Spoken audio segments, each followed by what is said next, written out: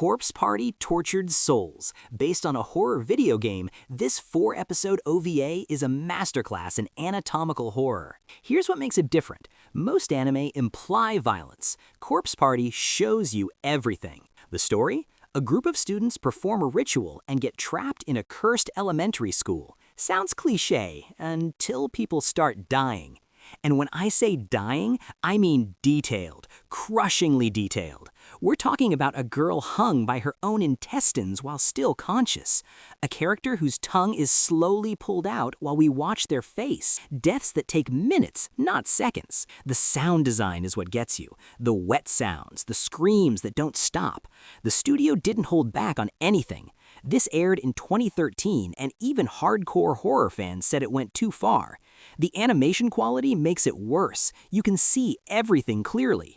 If you think you can handle horror anime, Corpse Party is the test. Most people fail, but here's the thing, that's just the opening act. After that intensity, let's talk about Another, a 2012 series that proves you don't need constant gore to be terrifying. Another is about a cursed classroom where death hunts students in increasingly creative ways. It's Final Destination meets Japanese horror aesthetic. The deaths here are elegant. Wrong word, but accurate. A girl falls downstairs onto an umbrella that goes through her throat. Elevator cables snap and decapitate someone.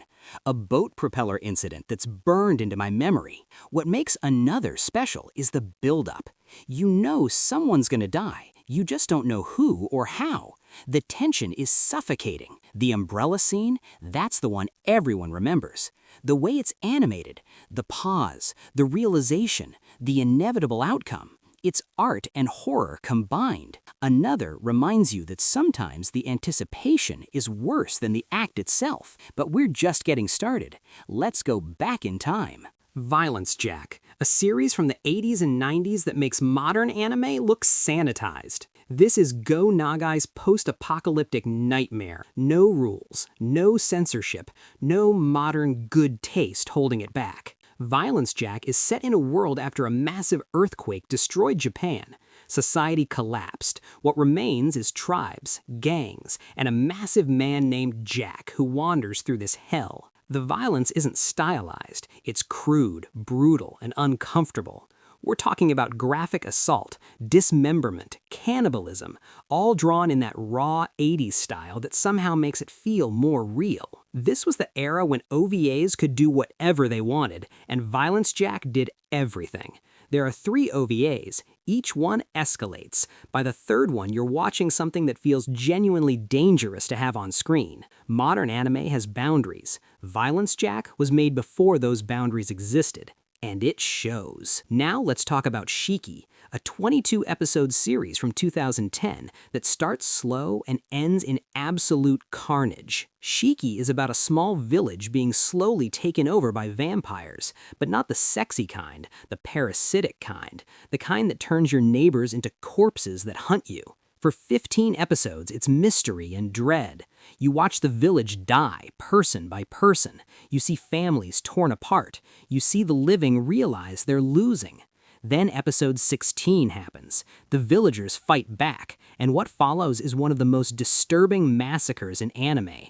Not because of animation quality, because of moral horror. You watch regular people, doctors, farmers, families commit genocide against the vampires, staking them in daybreak light, burning them alive, hunting them house to house, and the show makes you question everything. Who are the real monsters? The vampires trying to survive? Or the humans committing mass murder? SHIKI doesn't give you easy answers. It gives you nightmares dressed as philosophy.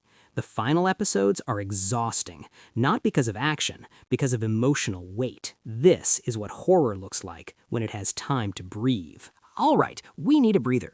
Let's talk about KITE, an OVA about a teenage assassin named Sawa who's been brainwashed and abused by corrupt cops.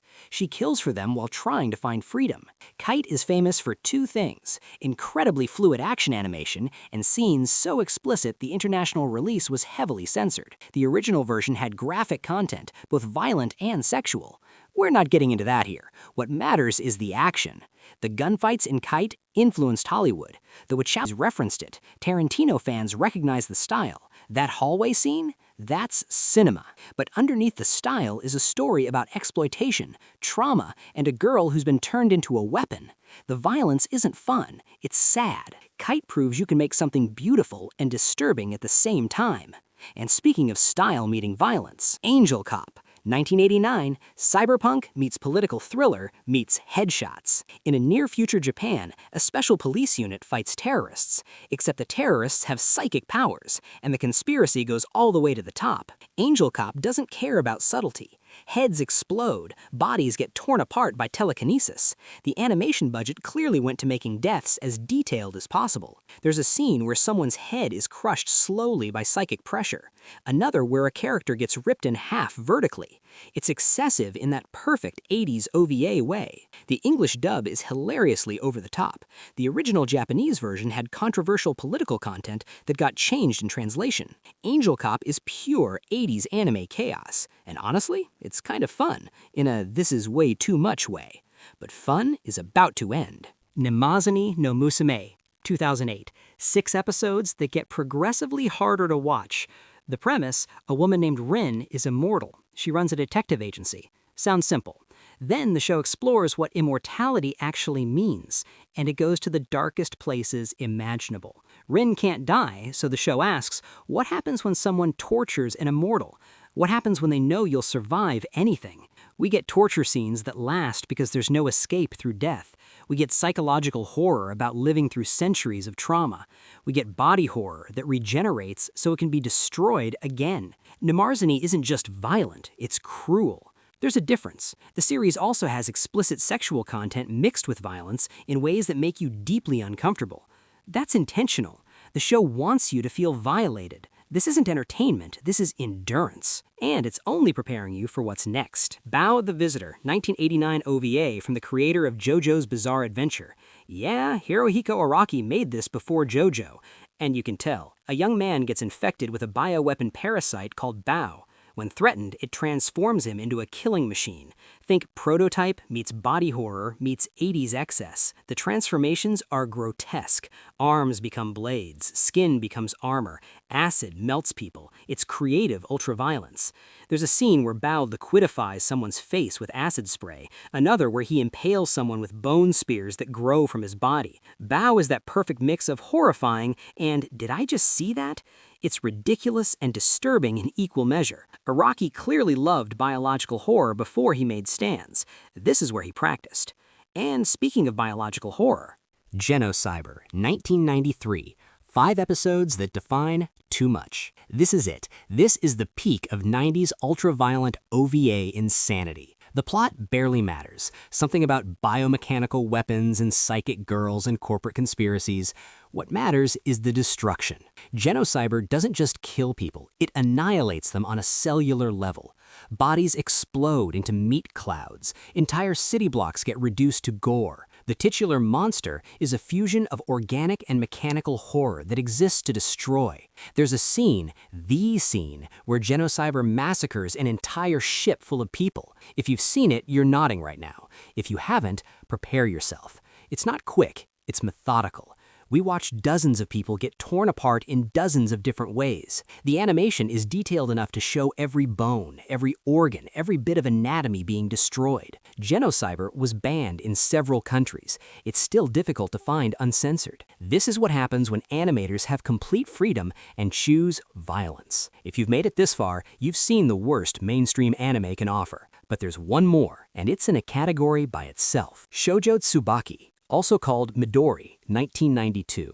I need to be very careful how I talk about this. This is not entertainment. This is an art piece designed to disturb you on a fundamental level. The story follows a young girl who joins a circus of deformed performers after her mother dies.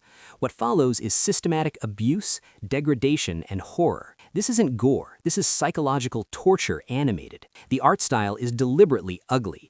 The pacing is uncomfortable. Every scene is designed to make you want to look away. SHOUJO TSUBAKI was never officially released. The director made it mostly alone over several years. It was shown at a few festivals and then disappeared. You can find it online if you look. Most people wish they hadn't. This isn't Attack on Titans eating people. This isn't Tokyo Ghoul's torture scene. This is something that fundamentally disturbs you because it feels wrong on a human level. Midori is the anime that anime fans don't recommend, because once you've seen it, you carry it with you. I'm not going to describe specific scenes. If you want to watch it, you'll find it. If you don't, that's the right choice. This is where the list ends, because there's nowhere darker to go. Will you watch them? That's your choice. Should you? That's a different question. If you made it through this entire video, drop a comment. Tell me which one you've seen. Tell me which one you'll never watch.